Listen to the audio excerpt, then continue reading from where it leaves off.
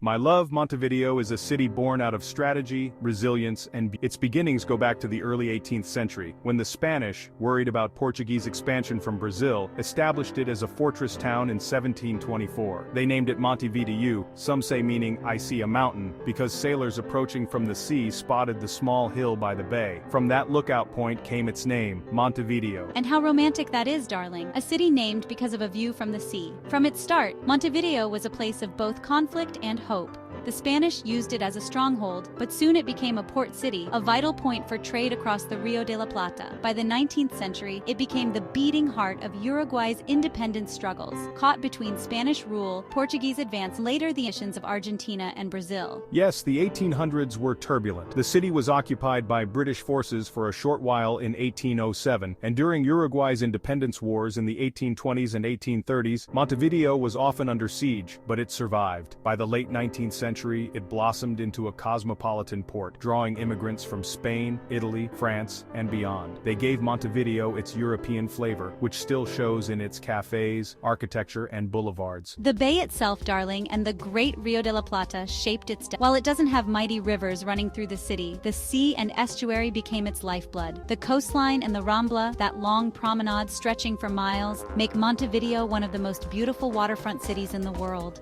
Its population reflects that history of migration. Today, over 1.3 million people live in Montevideo, almost half of Uruguay's entire population. And of course, footballers like Luis Suarez, Diego Forlán, and Edson Cavani, who showed the world Uruguay's spirit on the pitch. Montevideo has seen many milestones. In 1828, it became the capital of newly independent Uruguay. In the early 20th century, under President Batlló Y Ordóñez, the city became a model of progressive reforms, welfare systems, workers' rights, and secular education.